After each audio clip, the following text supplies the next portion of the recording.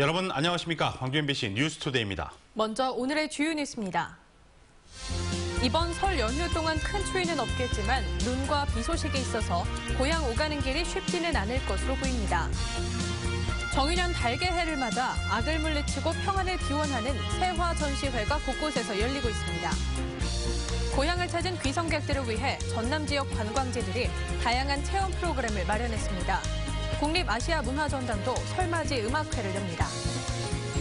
착공 10년 차를 맞은 빛가람 혁신도시가 인구 3만의 자족도시로 자리를 잡아가고 있고 에너지밸리 조성 사업도 속도를 내고 있습니다. 설 연휴를 하루 앞두고 이른 아침부터 귀성객들의 발길이 바쁠 텐데요. 바다 날씨는 악화될 것으로 보여 섬 고향 오가는 길이 순탄치만은 않을 것으로 보입니다. 양현승 기자입니다. 섬 고향 가는 길은 연휴 하루 전부터 붐볐습니다. 정등 고향 섬마을. 보고 싶은 부모님. 늘 내 편인 할아버지 할머니 보러 가는 길. 섬으로 가는 배가 무태 도착하자마자 바리바리 싼 짐을 들고 바쁘게 움직입니다. 새해에 할머니 집 가서 못했던 것도 하고 맛있는 것도 먹고 올 거예요. 귀성이 몰리는 오늘과 귀경이 집중될 오는 30일. 서남 해상에는 강풍과 함께 최대 4m의 파도가 칠 것으로 예보됐습니다.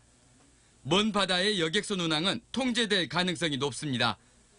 자식 못 볼까 걱정해 일부 섬마을 노부모들은 기차에 몸을 싣고 역기성에 나서기도 했습니다. 서운스러워 아들한테로 안 올라겠는데 하다 오라겠지 않게 저희들이 못 오른다 오라겠지 않게. 고속도로 나들목에도 점점 전남으로 도착하는 차량들이 많아지는 등 민족 최대 명절 설은 또 설렘 가득 시작됐습니다. MBC 뉴스 양현승입니다. 설 연휴 첫날인 오늘 귀성 행렬이 이어지면서 이른 시각부터 고속도로가 답답한 흐름을 보이고 있습니다. 한국도로공사 광주전남본부에 따르면 승용차를 기준으로 서울에서 광주까지 6시간 30분, 서울에서 목포까지 7시간 30분이 걸리고 있습니다. 귀성길 정체는 오늘 오전 11시부터 12시 사이에 절정에 달할 것으로 보입니다. 도로공사는 오늘 하루 37만 대 차량이 설 연휴 동안 160만 대 귀성 차량이 광주와 전남 지역에 들어올 것으로 예상했습니다. 광주시가 설 연휴가 끝나는 오는 30일까지를 특별교통대책 기간으로 정하고 귀성객과 성묘객 편의를 위해 시내버스 증차를 운행하기로 했습니다. 광주시는 이 기간 동안 버스터미널과 국립 5.18 묘지로 가는 518번 시내버스 운행을 하루 67회 늘리고 지원 15번 등 3개 노선은 영락공원을 지나가도록 조정했습니다. 또 시립묘지와 광주 송정역 주변에 교통요원들을 집중 배치해 교통정리와 안내를 담당하도록 했습니다. 설을 맞아 고향에 가는 분들 많으실 텐데요. 연휴 첫날부터 궂은 날씨로 출발하고 있습니다. 현재 곳곳에서는 눈과 비가 내리고 있습니다. 광주와 전남 지역 1cm 안팎의 눈이 내리겠고요. 5mm 미만의 비가 오늘 아침까지 이어질 것으로 예상됩니다. 많은 양이 내리지는 않지만 차로 이동하시는 분들이 많은 만큼 교통안전에는 신경 쓰셔야겠습니다. 또 수도권과 강원 지역에서는 폭설이 내린다고 하니까요. 그쪽 지역에 가시는 분들 참고하셔야겠습니다. 이 낮부터는 북서풍을 타고 황사가 유입됩니다. 우리 지역 오늘 미세먼지 농도 나쁨 수준 유지하겠고요. 내일부터 점차 해소될 것으로 예상됩니다. 오늘 광주의 낮 최고 기온은 5도로 어제보다 3도가량 낮겠습니다. 하지만 내일부터 다시 10도 안팎으로 기온 오르면서 설 연휴 내내 추위 걱정은 없을 것으로 예상됩니다. 현재 기온 보시면 대부분 지역 3도 안팎으로 영상권에서 출발하고 있고요.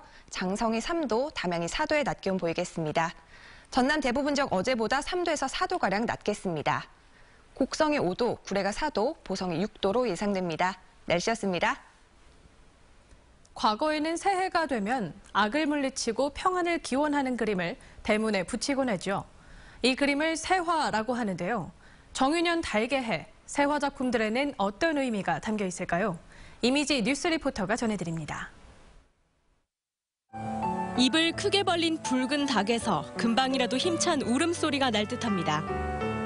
바람에 깃털을 퍼덕이는 닭은 새로운 희망을 뜻하는 알을 한가득 낳았습니다. 새해 첫날 악을 물리치고 행운을 기원하며 대문 밖에 붙이던 상서로운 그림, 세화. 풍습은 없어졌지만 그 의미를 담은 다양한 작품들이 전시됐습니다. 한 해를 맞이하면서 나쁜 기운 들어오지 못하고 또 좋은 기운들이 한 해 번성하길 바라는 그런 교훈이 담겨 있는 그림이라고 보면 됩니다. 작가의 생각이 구체적으로 담기는 것도 최근 세화 작품의 특징입니다. 날고 싶은 꿈을 꾸는 병아리를 순금으로 그려낸 한 청년 작가는 절망하는 젊은이들에게 희망을 주고자 했습니다. 또 올해는 서로 다름을 인정하자고 소망하거나 국정농단으로 얼룩졌던 지난해를 비판한 작가도 있습니다. 닭을 주제로 이렇게 여러 가지 작품이 나올 수 있구나 그런 생각했어요. 광주시립미술관과 은암미술관, 미용박물관 등에도 정유년에 어울리는 닭 작품들이 전시됩니다. MBC 뉴스 이미지입니다.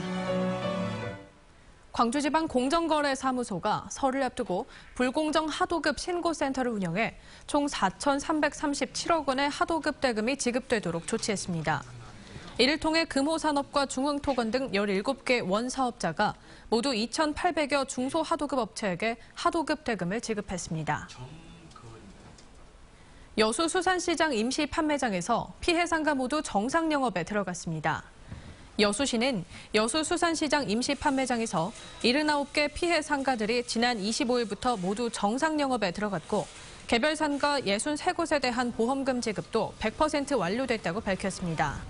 또 전국의 정당, 기관, 기업들의 여수수산물 사주기 행사를 통해 1억 8천여만 원의 판매 실적을 기록하고 있다고 덧붙였습니다. 설 연휴 동안 고향을 찾은 친척 가족들과 어디를 가볼까 고민하시는 분들 많이 계시죠?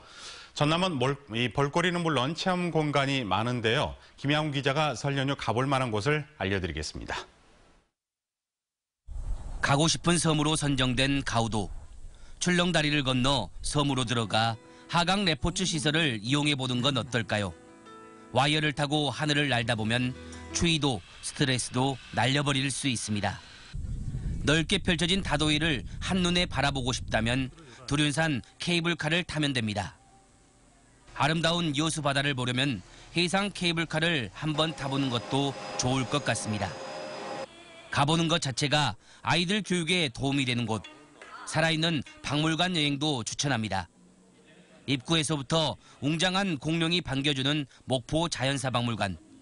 상상 속으로만 생각했던 각 시대별 공룡의 특징을 알 수 있습니다. 특히 대표화석으로 앞에도에서 발견된 수광류 둥지 공룡알 화석을 비롯해 수천 점의 화석이 전시되어 있습니다. 국립해양문화재연구소에서는 다양한 해저 유물을 볼 수 있어 신비로움을 2배로 느낄 수 있습니다. 명절 분위기를 느낄 수 있는 곳은 역시 전통 민속놀이를 체험할 수 있는 곳입니다. 전남농업박물관 등에서는 윷놀이와 널뛰기 체험을 할 수 있습니다. 전라남도 농업박물관 농경문화체험관 일원에서는 윷놀이 등 각종 14종 민속놀이 체험을 할 수 있습니다. 우드랜드와 유달산 등 산과 숲에서 건강을 재충전하다 보면 명절 증후군을 해소할 수 있습니다. MBC 뉴스 김양훈입니다.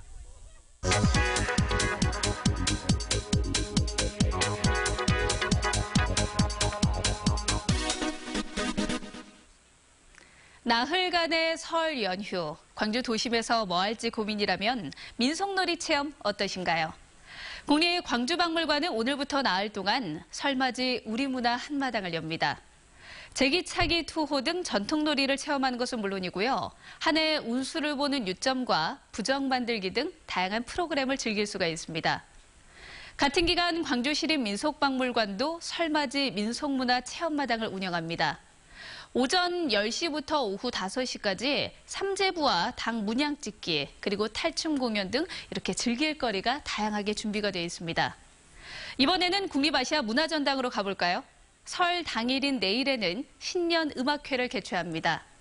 판소리와 남도민요 등으로 구성된 국악 갈라 콘서트로 온 가족이 함께 즐길 수가 있습니다. 국립광주과학관은 설 당일을 제외하고는요, 설날 맞이 놀이체험 한마당을 엽니다. 연도 만들고 전통 타악 공연도 관람하는 등 다양한 즐길거리가 준비되어 있습니다. 카드뉴스였습니다.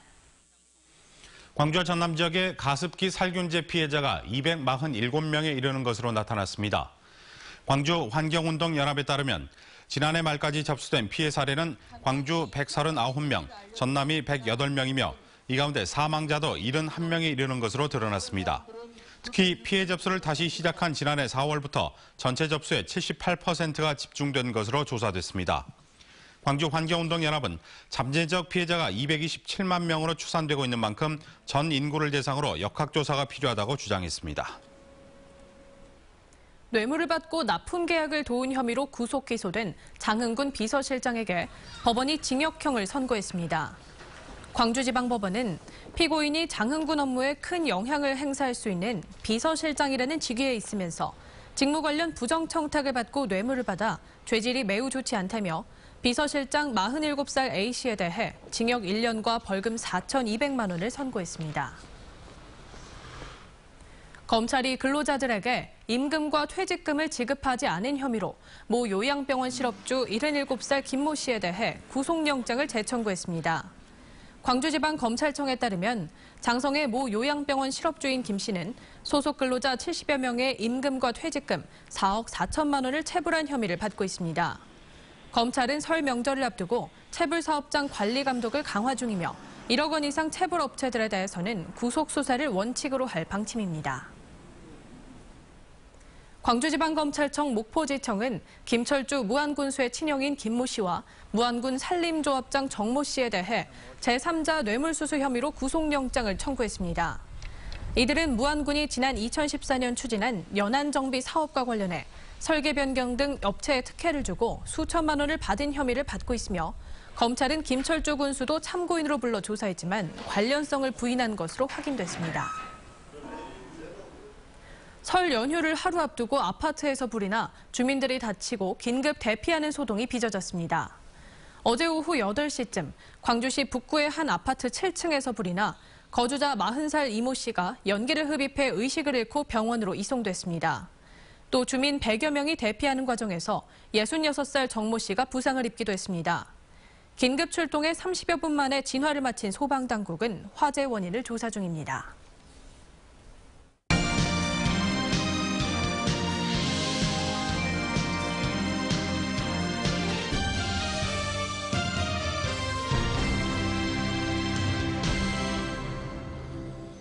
빛가람 혁신도시가 어느덧 착공 10년 차를 맞게 됐습니다.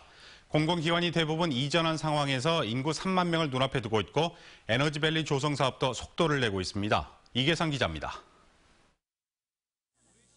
올해 10월이 되면 착공 10년을 맞게 되는 빛가람 혁신도시.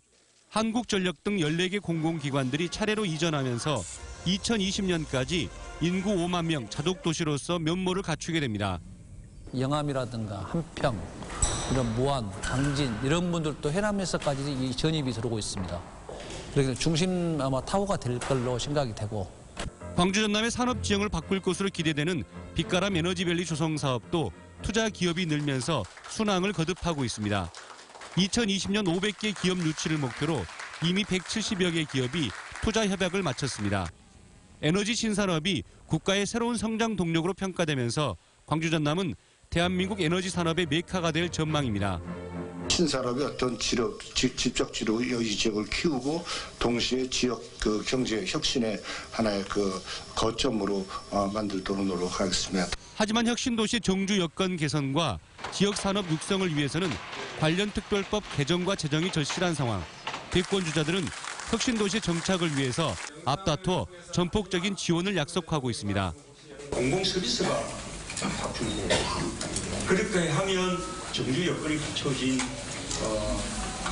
자족 도시로 커나갈 수 있습니다. 착공 10년을 눈앞에 둔 빛가람 혁신도시가 전국 10개 혁신도시 가운데 선두주자로서 입지를 굳힐 수 있을지 주목됩니다. MBC 뉴스 이계상입니다. 전남의 조류 인플루엔자 발생이 지난 10일 이후 보름 넘게 소강 상태를 보이고 있습니다. 전남에서는 지난해 11월 이후 7개 시군에서 20건의 AI가 발생했으며 축산당국은 살처분 농가를 중심으로 재입식과 이동 제한 조치가 내려져 AI 발생이 잠잠해졌다고 설명했습니다. 설 명절 동안 37곳의 거점 소독시설과 24곳의 이동 통제 초소는 정상적으로 운영되며 다음 달 1일 일제 소독이 이루어집니다. 김영석 해양수산부 장관이 설 명절을 앞두고 진도와 목포를 잇따라 방문했습니다. 김 장관은 어제 오전 진도 팽목항을 방문해 미수습자 가족들과 간담회를 열고 오는 3월 중순까지 인양 준비 작업을 마친 뒤 올해 상반기 안에 최종 인양을 하겠다고 약속했습니다. 오후에는 목포 여객선 터미널을 찾아 설 연휴 특별수송 기간의 도서민 여객 운송 현황과 안전관리 실태를 점검했습니다. 채용 비리로 홍역을 치른 광주 낭암학원의 기간제 교사 공채 경쟁률이 16대 1로 나타났습니다. 광주시 교육청에 따르면 낭암학원은 기간제 교사 19명을 채용하는데 300명이 지원해 평균 16대 1의 경쟁률을 기록했습니다. 과목별로 보면 국어가 72명이 지원해 24대 1로 가장 높았고 최종 합격자는 다음 달 2일 수업 실연과 면접을 거쳐 결정됩니다. 불확실한 경제 전망 속에서도 여수산단 내 석유화학 업체들이 올해 더 공격적인 투자 계획을 세우고 있습니다. 2조 원대의 공장 신설 및 증설 사업들이 올 봄부터 본격화될 것으로 보입니다. 김주희 기자가 보도합니다. 여수시 중흥동의 야산. 지난해 여수산단 내 공장 용지 부족 문제의 완화를 위해 산단 녹지에서 해제된 곳입니다. 여수산단 내 이와 같은 녹지 해제구역은 모두 10곳에 66만 제곱미터에 이릅니다. 여수산단 녹지 해제구역에 올해부터 6개 석유화학 업체들의 새로운 신증설 사업이 본격화합니다. 오는 4월 여천 NCC와 롯데케미칼을 시작으로 하반기에는 대림산업과 KPX 라이프사이언스가 공장 신증설을 위한 첫 삽을 뜹니다. 오는 2020년까지 석유화학 산업의 기초 원료가 되는 나프타 분해부터 중간 제품인 에틸렌, 바이오 원료 생산까지 석유화학 단계별 공정에 두루 투자하게 됩니다. 금년 상반기에 2개사 또 하반기에 2개사 등 6개사가 총 2조 6,500억 이상을 투자할 계획입니다. 여수산단 내 유화업계는 이번 투자를 통해 지역의 순고용만 320여 명이 늘어나고 공정 가동에 따른 생산액도 연간 3조 원에 이를 것으로 전망하고 있습니다. 불확실한 경제 여건 속에서도 공격적인 투자로 돌파구를 마련하겠다는 전략을 세운 여수산단 내 석유화학업계. 이번 신증설 사업이 여수산단의 새로운 반세기를 이끌어갈 토대를 마련하는 단초가 될 수 있을지 주목됩니다. MBC 뉴스 김주입니다.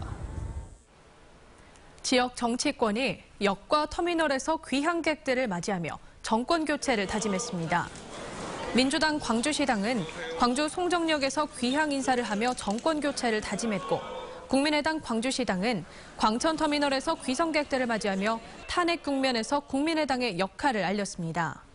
민중연합당과 정의당도 촛불 민심을 받들어 적폐 청산에 함께 나서자고 귀성객들에게 호소했습니다. 새해 복 많이 받으십시오. 한국농어촌공사가 설을 맞아 고향을 찾은 귀성객들을 대상으로 농지연금 홍보전을 펼쳤습니다. 농어촌공사는 정승사장 등 임직원 50여 명이 광주 송정역에 모여 귀성객들을 대상으로 홍보 기념품을 나눠주며 농지연금 활용법 등을 알렸습니다. 농지연금은 만 65세 이상의 농업인이 농지를 담보로 노후 생활 안정자금을 매월 연금 형식으로 지급받는 제도로 현재 누적 가입자는 6,700명을 돌파했습니다. 광주 장애인 차별 철폐연대가 설 명절을 맞이해 교통약자의 시외버스 이동권을 보장하라고 거듭 요구했습니다. 철폐연대 소속 장애인들은 광주 종합버스터미널에서 시민들을 상대로 퀴즈 대회를 열고 장애인들의 시외버스 이동권에 대한 관심을 촉구했습니다. 이들은 장애인도 국민의 한 사람으로서 버스를 이용해 명절에 고향에 갈 수 있는 권리와 자유가 있다고 강조했습니다.